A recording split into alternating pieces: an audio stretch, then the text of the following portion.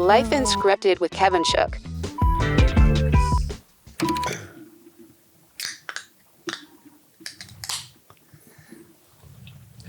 Got that Celsius. I see you. Yeah.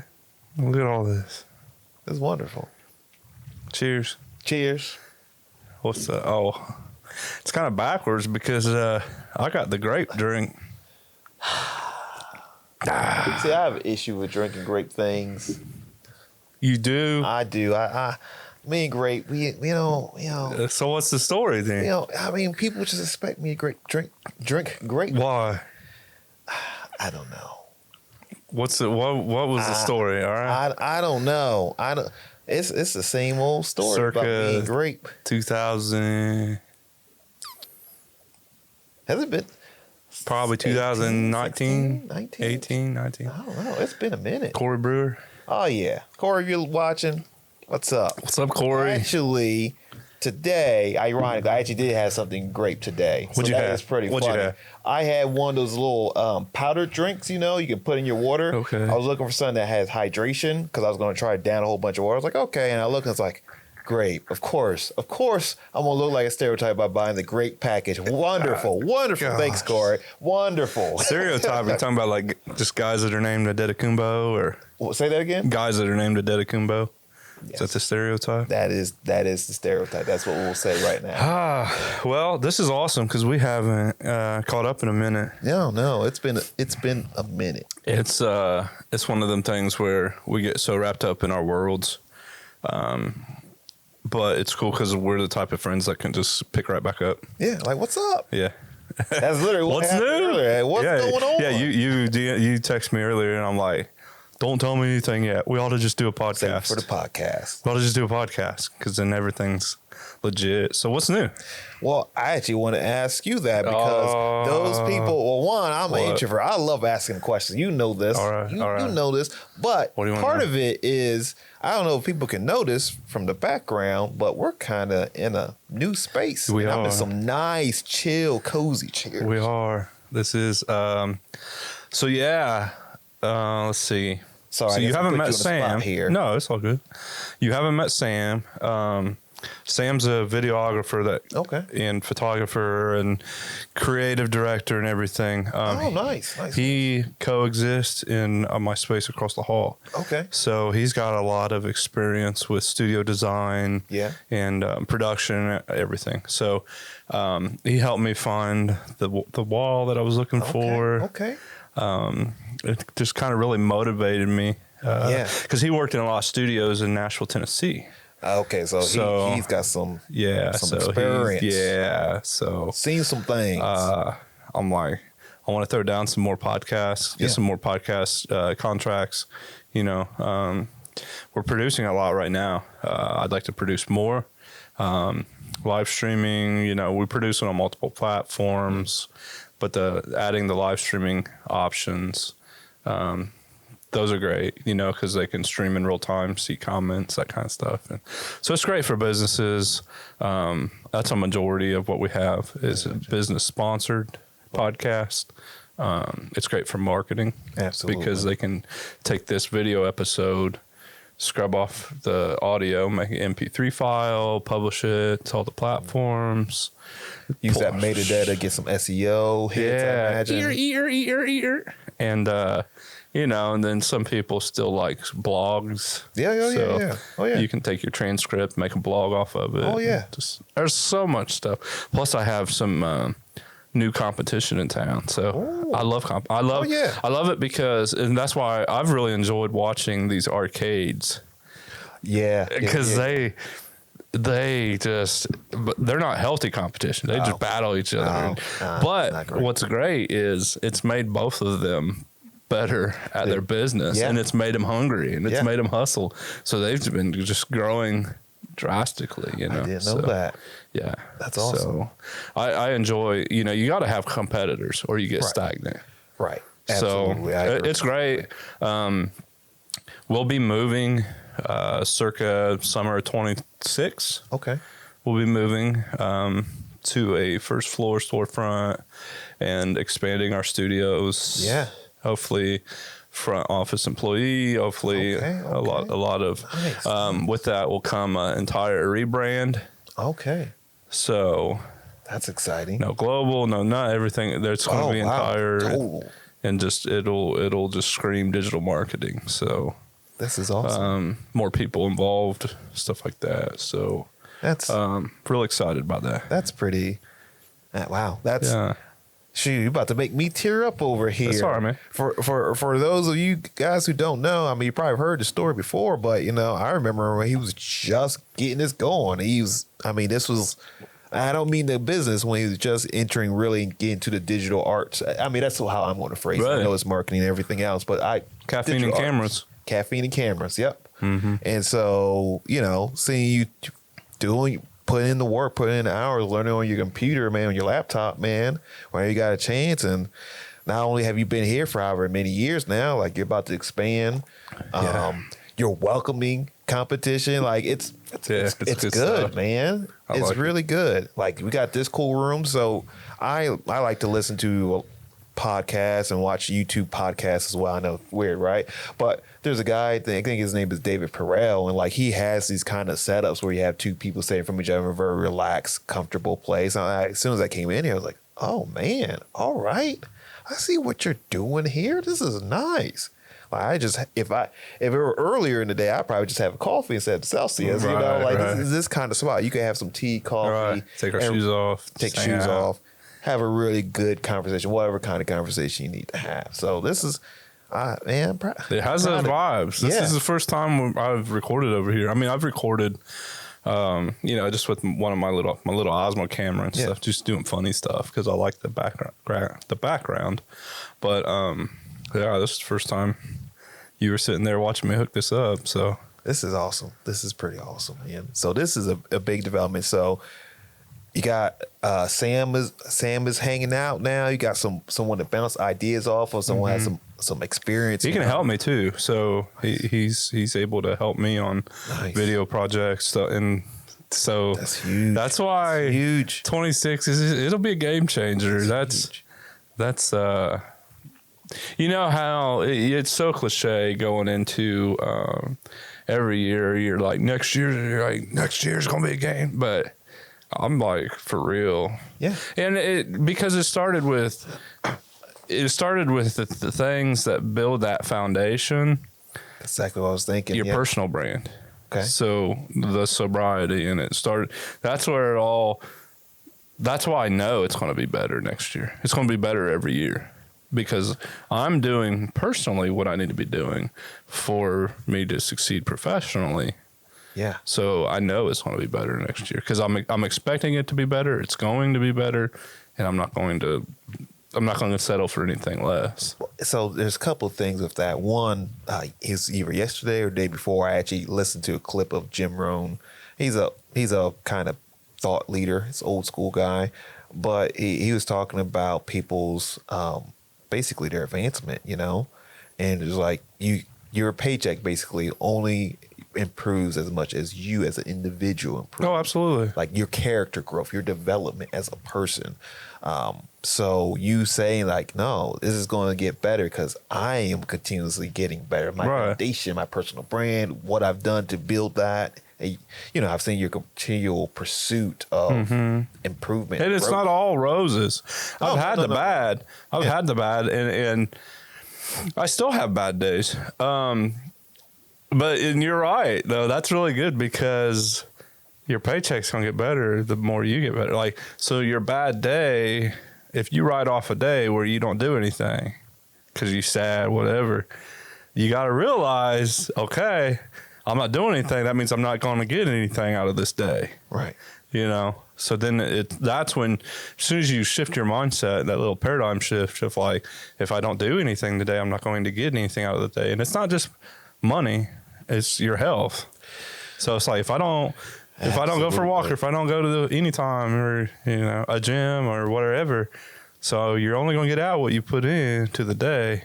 There was a, what did they call it? Did they call them drill instructors? This was when I went to the police academy. Mind you guys, I was not a police officer for very long, so nothing big, right?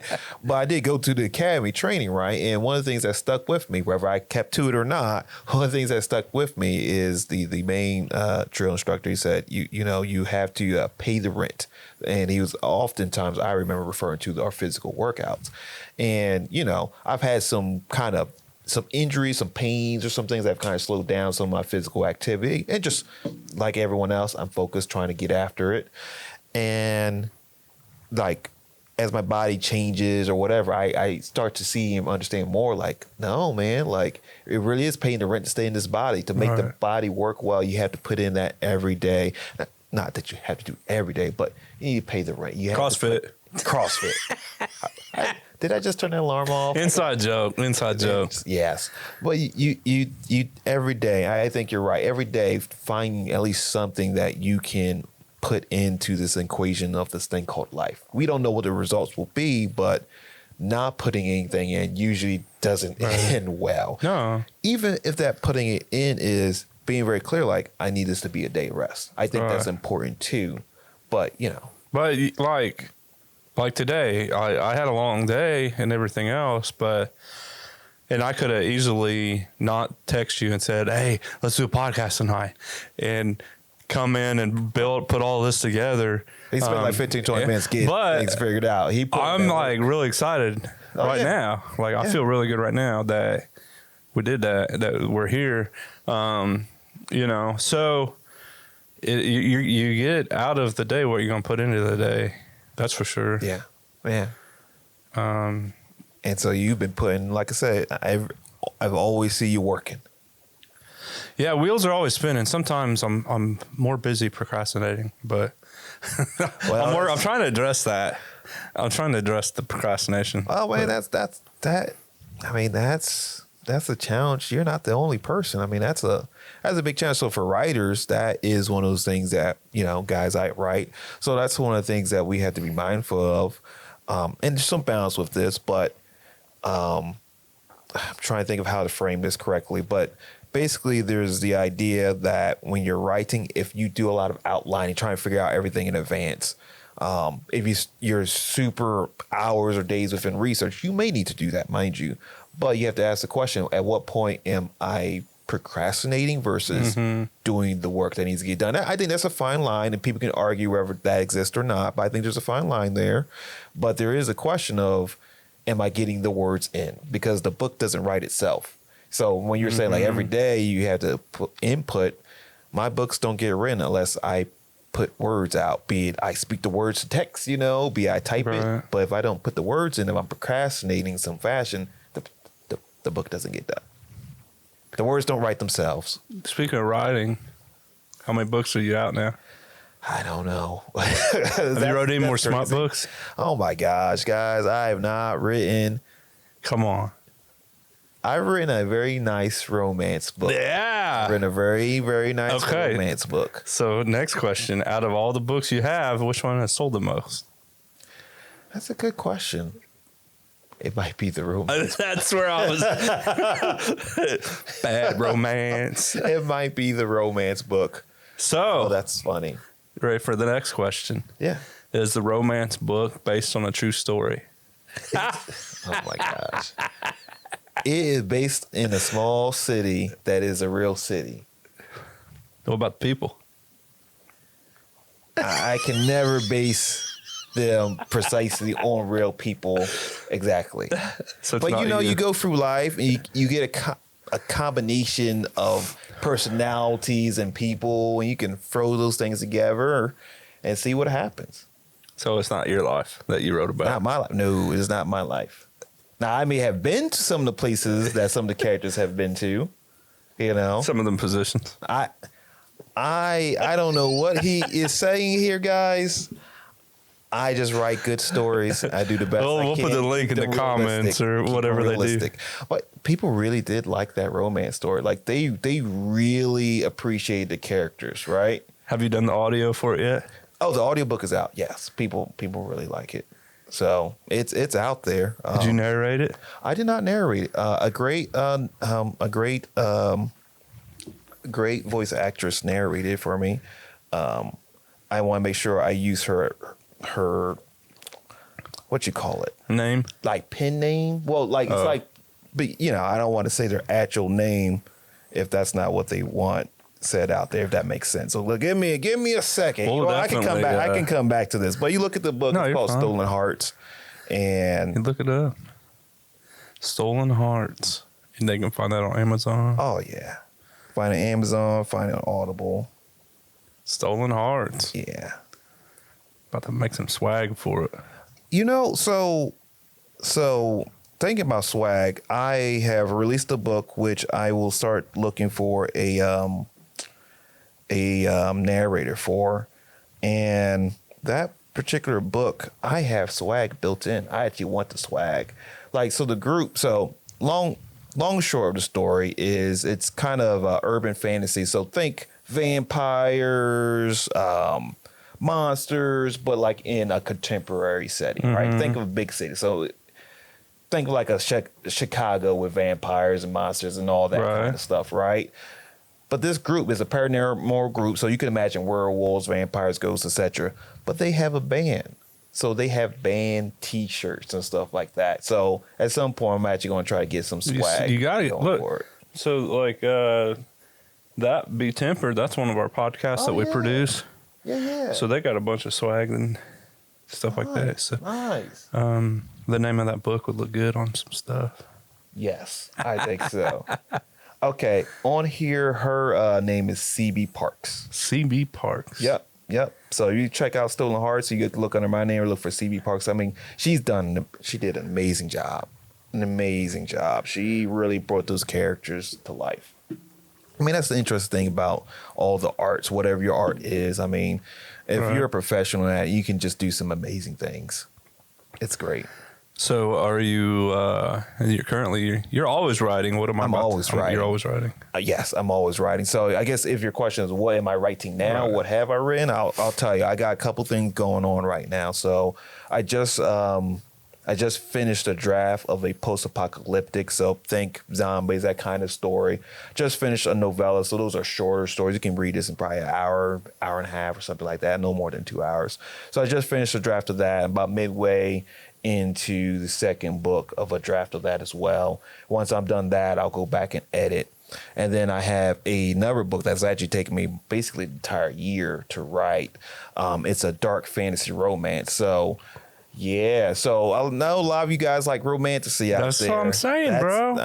So it is a dark fantasy with romance. So right now I have another author who's been reading it. They really, really like it. The easiest for people who aren't super into the reading sphere, the easiest way to look at it is think of like Game of Thrones versus Lord of the Rings.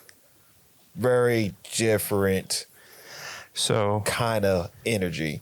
One is more grim, gritty, dark, morally gray characters, sacrifice, monsters. This like romance is? monsters. In the dark fantasy romance, yeah. So romantasy is just kind of that epic fantasy with romance, but dark fantasy romance, what I'm doing, has the darker elements to it. So, yeah, great. Like, if I'm a romantic monster, they have stories like that. Oh, those stories exist. Oh, that's a big category right there. You write one of those, you're gonna be a bestseller. all right. Might be being extra here, but romantic monster. Yeah. I mean, so dark, does that mean like illegal stuff or what? So like I said, there will be morally great characters. So you don't know, like, is this character good, bad? Like, I don't know about this. Elements of horror will be in there too. Monstrosities. I mean, it just the best way I can think of it, kind of like bleak settings. Have you ever watched The Witcher? So what makes you think about all this? Do you just eat a bunch of ice cream before you go to bed, and then whatever you dream about, you pretty much jot down? That's what happens. That's what happens. I mean, really, for me, with this particular book, I had wanted to write a short story. It's only supposed to be like 5,000 words, something you can read in like 5 minutes, 10 minutes. That story is now 115,000 words, which is, I don't know, 10, 12 hours of reading, like 300 to 400 pages. I forget the exact page range, but it's somewhere in that range. It's at least 300 something pages, minimal Of this big sexual monster. Of this story here with mature themes. Mature theme. PG-13? I do PG-13 stuff this all the time. If you need to be an adult to read this story, but you appreciate it. It's very fantasy forward leaning first, right? The romance is there. It's a slow burn romance. Slow, like a long drag off a cigarette. That's a good way to put it. By the time that things kick in, you're like, I believe this, and I've been cheering for these characters from the start. Ooh. So that's part of what made it kind of balloon even more than just a fantasy story. I started writing, got to 15,000 words or so. I was listening to some of the critiques about modern day romantasy stories. So romantasy has been the fantasy story being equally mixed with romance, but it's been leaning a lot more romance. And as you said, smutty, a lot more of that. But not everyone wants just that. Some people really miss the fantasy part. Some people miss the richness of the characters. So as I was writing, I was like, maybe I can write something that fits that particular niche, because people want to see real characters. People want to see them actually struggle. How do you know? What type of research do you do to know that people want to see a big, rich, romantic monster? Well, I can't say the character in this particular story is a monster, but what I do is I'd hate to see your Google search. Oh, my Google search. Do not look at any writer's Google search. I know. Terrible. How do you not? Terrible. Please terrible. at your door. We were on a writing stream. So a writing stream is where you get a bunch of authors together and they write to a timer, right? A sprint time. And we were making comments. Someone was talking about a book in which their character kills someone. They wrote in the chat like, hey, by the way, FBI, we are all writers here. This is fiction. Do not take this seriously. Ooh. So on and so forth. But people are researching poison, ways people can die. Like, you get all kinds of crazy stuff. There's probably rape. There's probably child stuff. There's probably some of that stuff people just bar off here. Like, we're not even going to do that. But like, if it's like some stuff is just not going to go. But like, if you see in an action movie, someone's going to research. Oh, someone got poisoned. Right, and you're going to research. That's what has me thinking, because you see it in Law and Order SVU. Right. If you can see and that's just in the top of my mind, because I just watched. They're like on the 400th season or something. Right. And Olivia Benson. They just came back. She hasn't aged at all. But there's some of their stories that you're watching. You're like, how are there? I don't know this. And it was funny because in the newest episode, one of the cases, and again, this is a television show, so it was written, but one of the cases was where it was a high school kid, and another high school kid was AI generating nude photos of this child, and then they were AI generating it with the band teacher. So then they go in and arrest him and everything, and he loses his job and all this stuff, and then come to find out these were AI generated images. And they were using these to bully the kid. They used it to bully the kid. Another kid bullied the kid with it, but then they also got that teacher arrested and everything else because it looked like real images, until they did all of that research to figure out they were AI generated. And I know that's just a television show, but we're in that era. Oh yeah, we're in that era, and that's where law and everything. It's really hard. It's a gray area right now because of all of the AI generated stuff. And, deep AI. There is a way to prove it's AI. There's also a way to prove it's not AI and stuff like that. I get very nervous about some things, like any of the voice stuff. I mean, even having my voice out there now. I mean, we all have our voice out there. You know, there's some I forget the name of, but there's some websites that will take your voice, record it basically of whatever clips, and then you can narrate your voice. Oh yeah. So you say certain words for so long, and then it trains it. Yeah, and for me, like, while that is awesome as a technology, like, great. You know, I could have it narrate my blog post. You were talking about that earlier, or narrate my book if I wanted to do that. But who's to say someone can't just grab my information? You know, be it because it's just online, or because someone has broken into the website, because I mean there's always data breaches, right? And then go use that, and then they have me saying something. They can get a AI deep fake image of me talking, and now who knows? Now a family member is trying to send money to my cousin in Nigeria, my prince cousin in Nigeria. Man, but he asked you to be Nigerian. Dude, I'm Nigerian. That reminds me of that AI company. Oh yeah. Because he's from Nigeria. That's a hard sell. It's a hard sell right away when you try to sell AI. Trying to sell AI is like trying to sell oxygen. It's like, it's a certain technology. Yeah.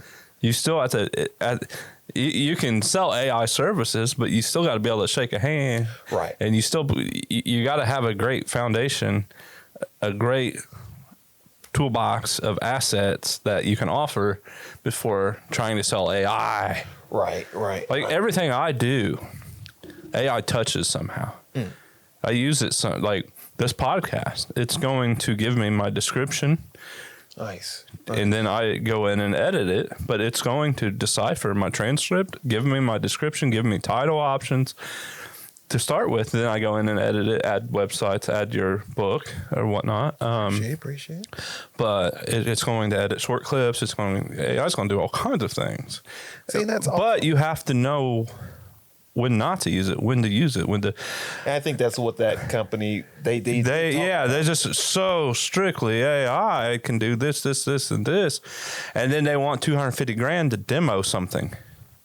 Okay. When you've yet to see one like anything impressive, it's hard to. I see. You got to build a foundation. You got to build a foundation of trust first with anybody.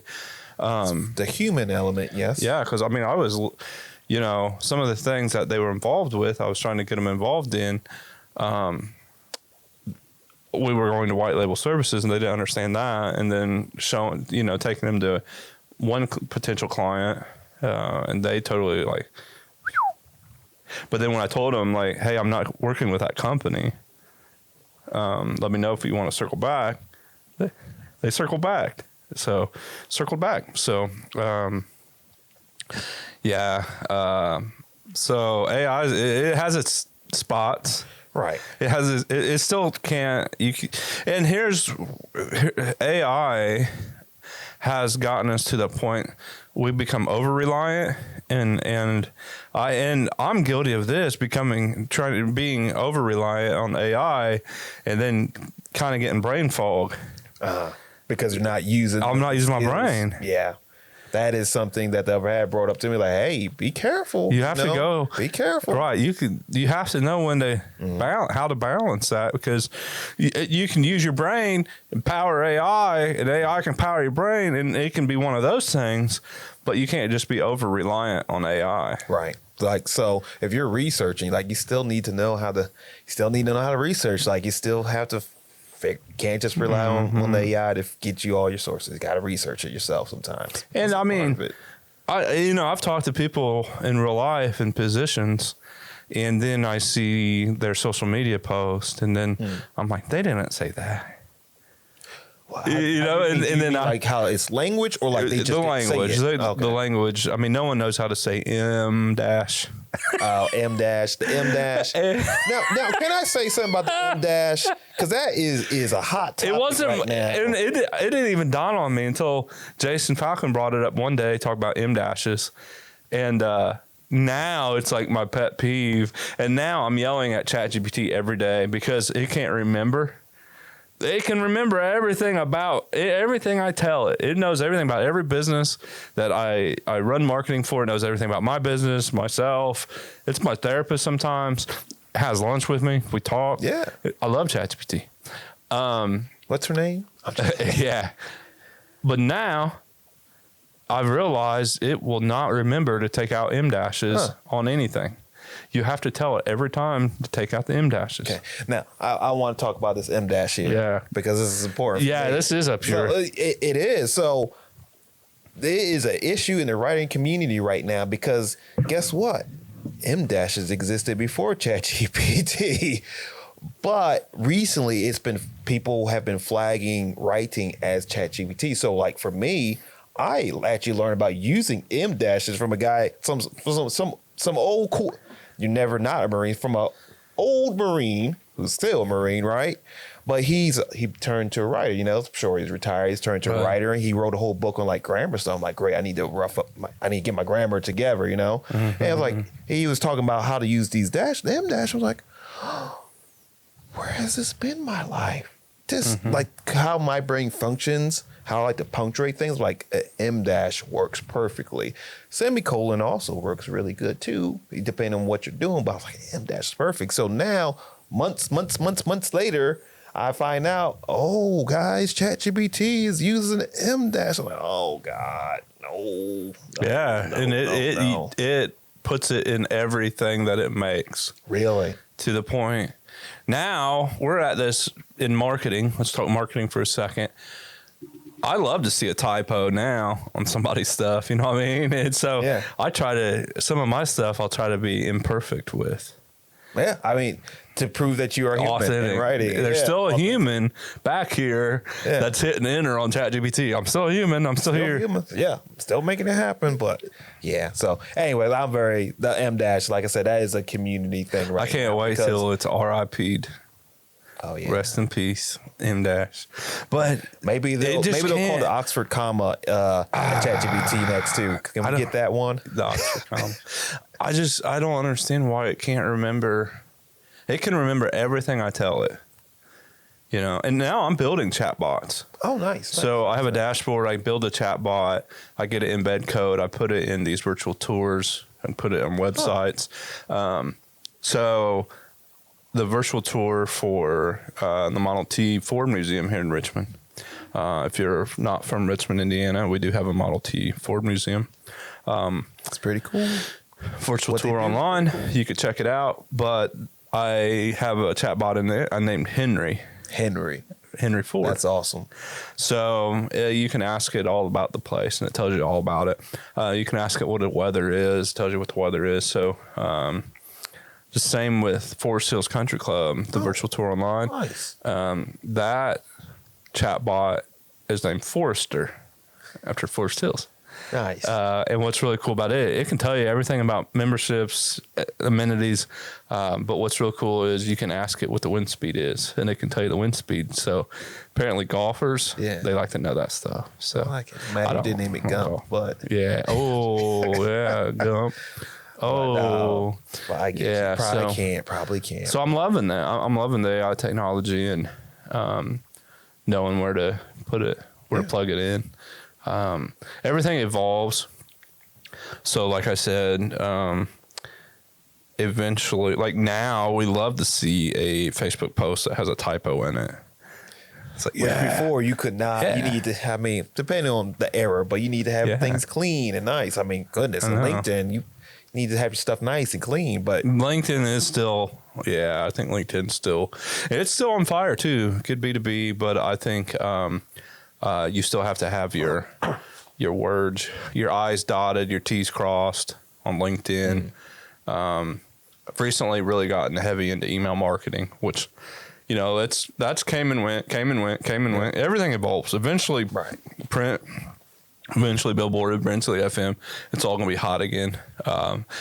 Not at the same capacity that it was before, but I think as humans, our attention span shifts so much. We get bored. You know, we're in this era. Phones are everything. But sometimes you're like, God, I'd love to get a postcard right now.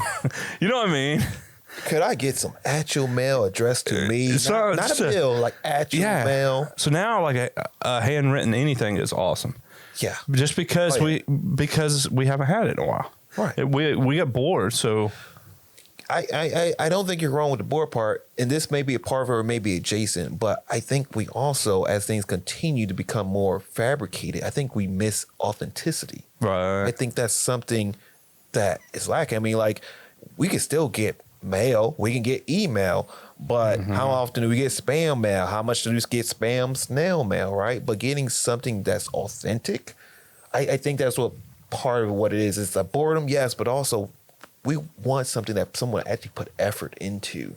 And I think that comes coming But back. they sit down, yeah. They put time into it. Yeah. You know that someone genuinely cared if they write you a note. Yeah. And there's a certain quality that's in And my handwriting, you can't even read.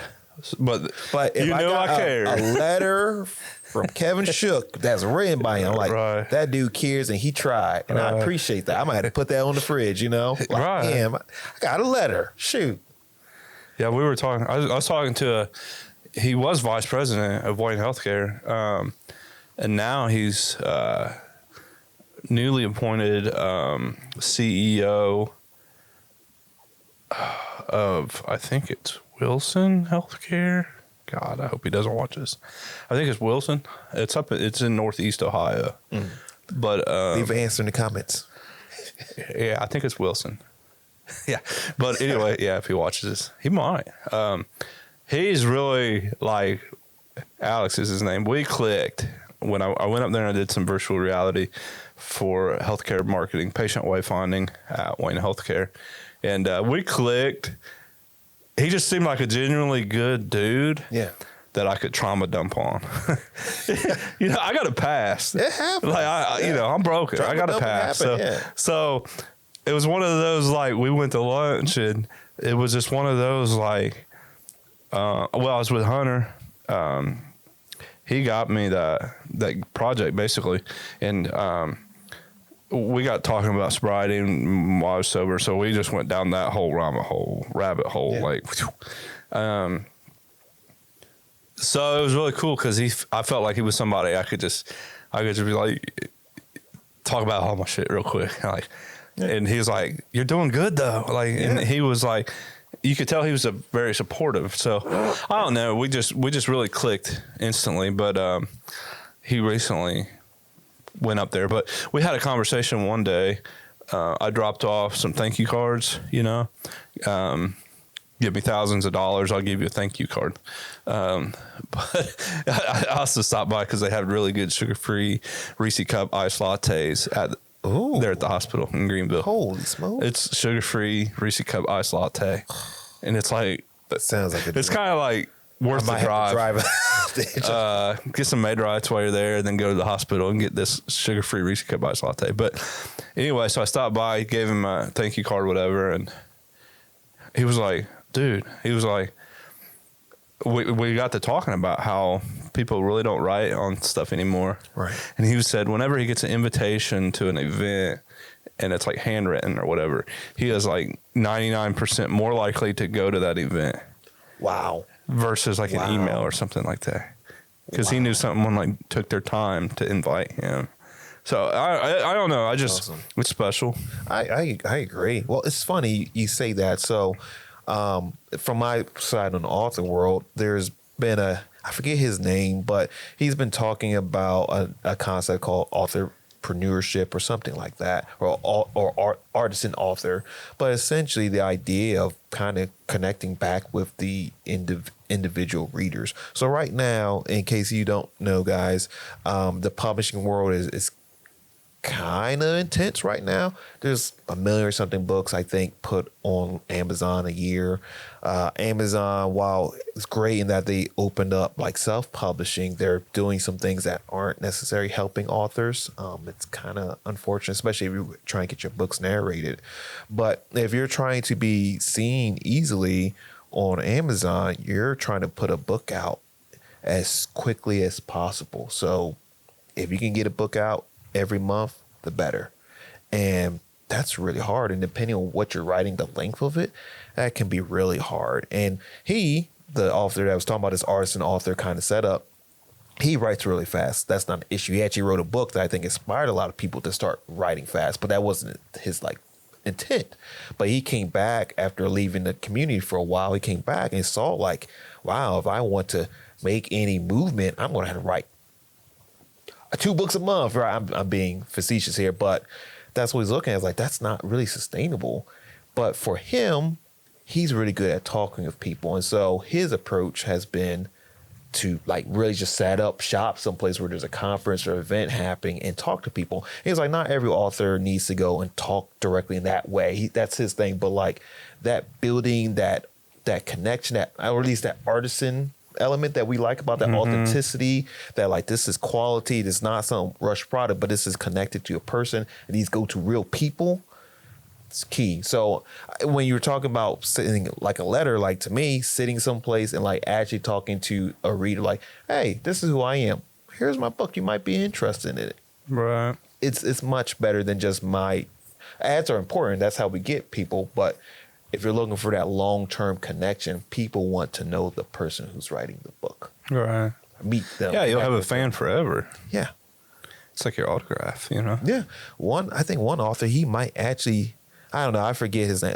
So you'll probably notice this about me. I do a lot of research. So sometimes I forget the names of things. And plus my memory sometimes is halfway going anyways, but I do a lot of research, and that's kind of what you have to do to know what's going on. And that's part of who I am.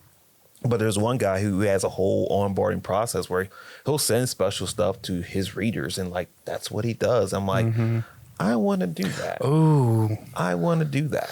Make like a I mean, everything we do in life is based on community. So it's like building a community, being part of a community, but kind of like a little fan club. You're right. I mean, really.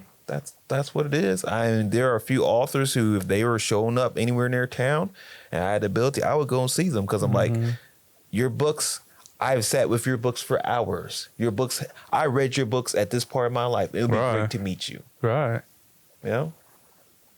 Like, that's true. You know, it's funny. I was thinking, so I'm reading some books for other writers right now. I'm very privileged to do that. And, you know, some parts of me think that maybe I would have gotten through them a little faster if I could just listen to audio, because I do most of my stuff through audio.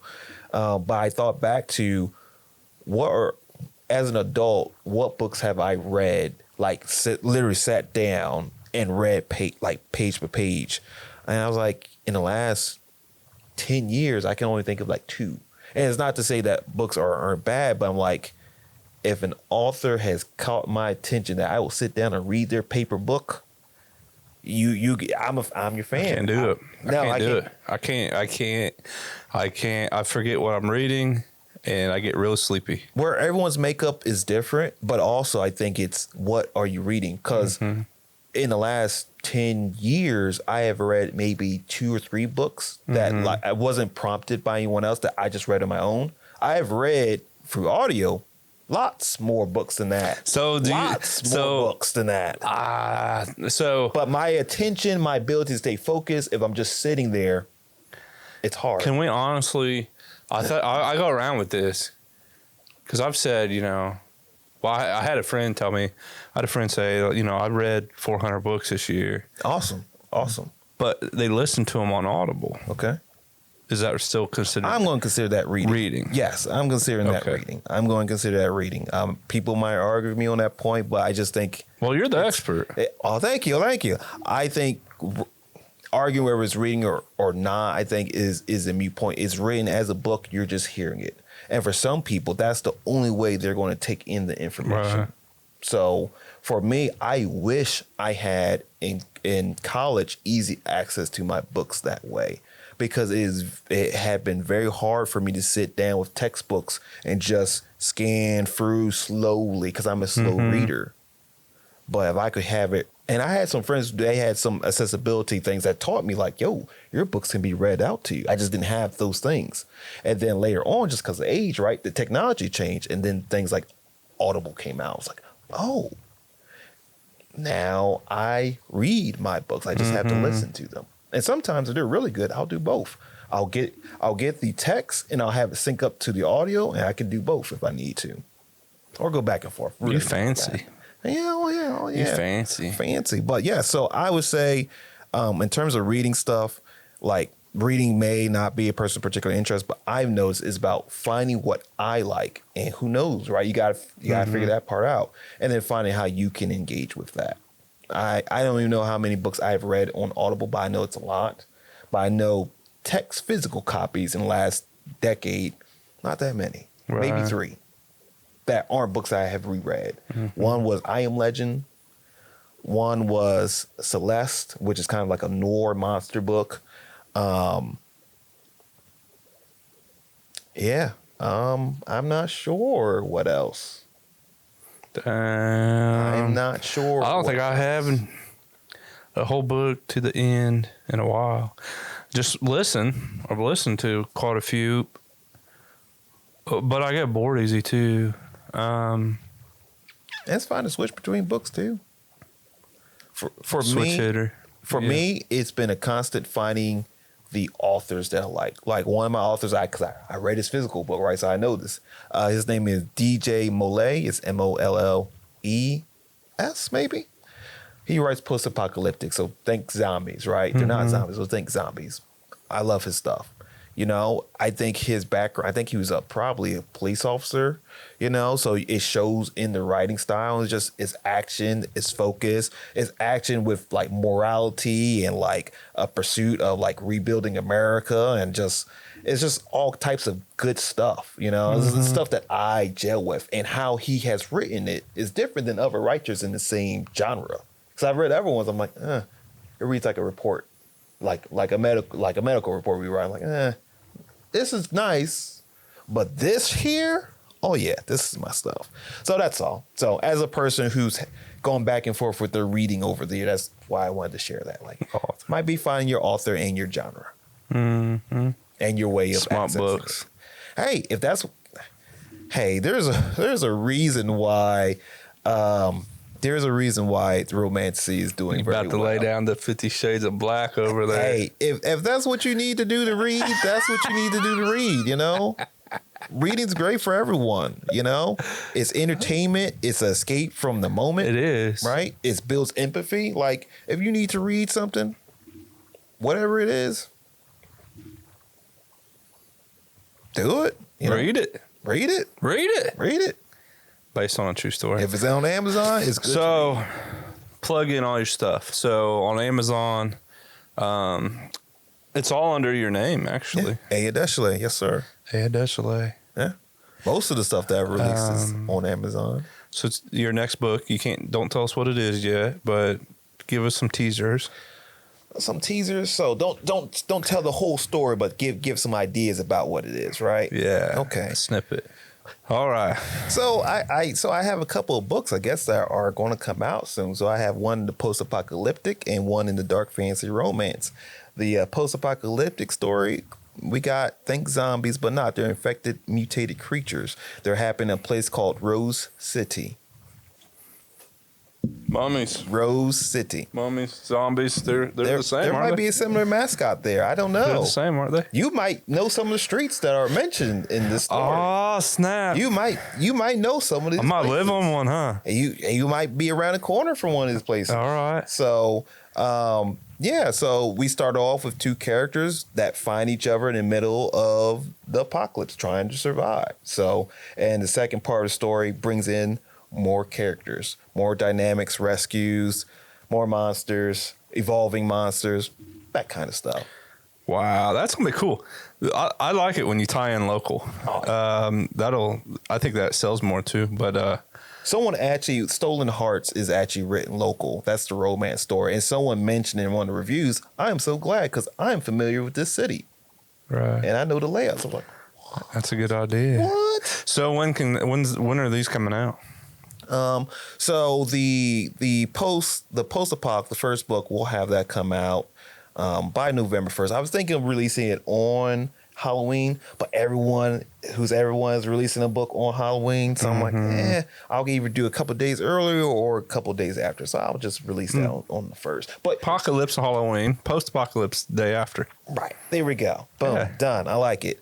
And then the romance, the dark fantasy romance story, that might be another 2 months before that's out because I'm really taking it through a long editing process. And it's 115,000 words. So it takes a little while to make sure it's good. So it'll be in the next 2-3 months. So probably releasing sometime early next year, maybe around my birthday. Who knows? We'll see.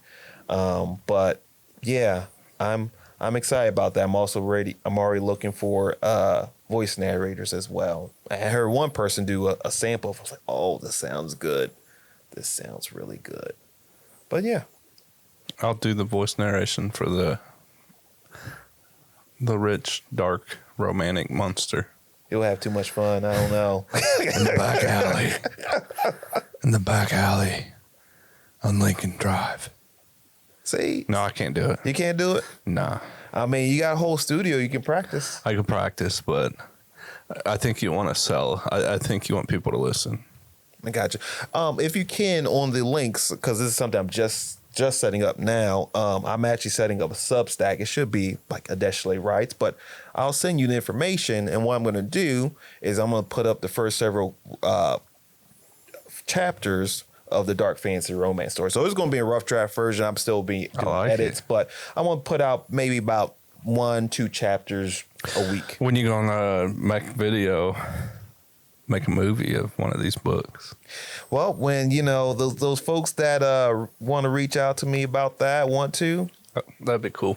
Oh, yeah, it definitely would be cool. And I know we're about to wrap up here, but one of the things that I just wanted to share this because I think it's cool. We've talked about doing like radio recordings and episodes and stuff like that. So I'm definitely looking at either crafting short stories or serialized stories, serialized novels. So chapter that just goes up on podcast and then eventually build up enough so that there's a ongoing loop of shows. So that's something I've been thinking about. Do it. Just wanted to share that. Yeah. Let's do it. Revamp that podcast you got. Revamp the podcast. Yeah. Or just take that one off as it is, leave it how it's been, make a new one. No, rebrand it. You already got followers.